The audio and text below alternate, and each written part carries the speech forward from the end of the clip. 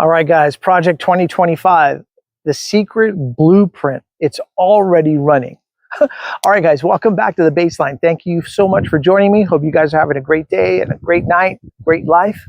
Now, if it feels like the future is already being decided for us, like the script was written years ago and we're just extras who showed up late to the set, you sensed it right, guys.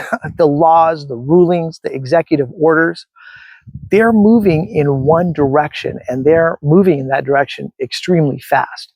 And here's the twist, right? That direction was mapped out half a century ago. So Project 2025, it's not just a conspiracy theory. It's a continuity plan, right? The Heritage Foundation's long game strategy to rebuild government in their own image. And here's the scary part. According to the very tracker they built, it's almost halfway complete. Now, if you think this doesn't affect you, you're going to have to look again, because Project 2025 reaches into the price of your insulin, the curriculum your kids learn at school, and the rules that decide whether your vote actually counts or not. So it's not about one man in the White House. It's about an architecture of power that survives every election. Now, think of democracy like a house that you inherited. Like, while you were fixing the leaky roof, someone was quietly changing those locks. And here again is what nobody actually expected.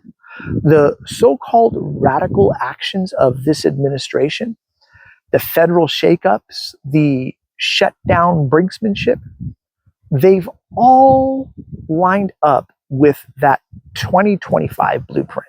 The same blueprint that was written decades ago by Heritage and the Federalist Society. Two organizations that, if politics were Hollywood, would be the producers behind every major sequel. Same plot, different actors every time. Every time a court blocks a worker protection rule or strikes down a climate action, you're watching that script play out scene by scene every day, right now. So pause with me, take a breath, because people think Project 2025, it started when Trump took office, but it actually began before disco died. So the Heritage Foundation, 1973, right? Nixon's Washington was burning with scandal. And a handful of policy engineers said, next time, let's be ready. And their plan was simple. Train thousands of loyal bureaucrats, build a database of policies, and when the door opened again, flood the system. Now, imagine it, right? Imagine it kind of like a software update, except instead of fixing bugs, it rewrites democracy's operating code. Now, by the 1980s, their sibling organization, the Federalist Society, handled the courts itself. Now, think of Heritage as the architect, Federalist as the construction crew. They filled benches from district courts to the Supreme Court with judges who shared their design philosophy.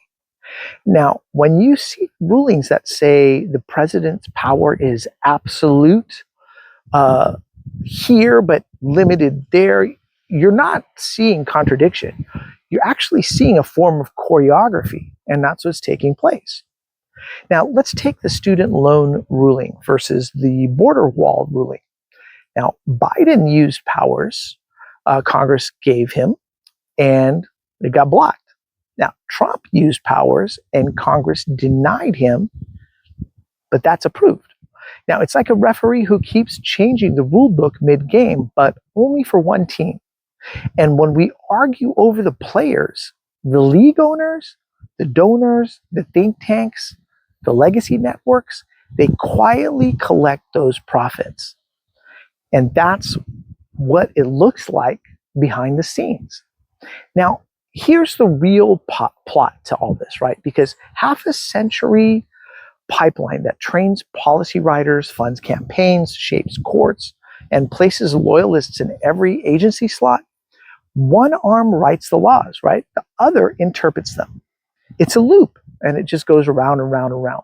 A self-cleaning oven of power. Now, they don't need a dictator. They build a system that functions like one. And every shutdown, every government shutdown, every crisis, every emergency measure, every deregulation fight moves that system one notch closer to lock in. Now, you ever notice how billionaires love limited government until they need a bailout? That's heritage economics in action. A moral sermon for the poor and a blank check for the rich. It's like a preacher preaching humility while flying on a private jet named Grace. And yet, the media sells it like it's tradition, like it's patriotism, fiscal responsibility, whatever keeps us too tired to actually read the fine print. Now, here's where the plan does backfire, right? They wrote this blueprint for an analog world where we have fax machines, rotary phones, a 3-network television. That's how and when that was all written, right? They couldn't imagine a generation live streaming hearings, sharing documents, building communities in real time with the internet or social media. Because now we can connect or out-connect them, out-educate them, and out-organize them. And information moves faster than indoctrination. They built a wall of secrecy, and the internet turned it into glass. So, don't let the silence be the soundtrack of this story, right? I mean, talk about Project 2025. Challenge it, share it, demand that it stands in sunlight. Because democracy isn't marble statues and mottos on parchment. It's us, it's you, it's me. It's all of us collectively working together for a greater good. And the question that will decide the next decade is simple. Will we keep scrolling or will we start building? Because the only thing stronger than their blueprint is our resistance. So let me know what you guys think. Do I have this all right? Do I have it all wrong? Put your comment in the section below. I read and reply to all of them, and I value your guys' opinion. Thank you so much for watching The Baseline, guys, and we'll catch you the next round. Okay, cheers, everybody.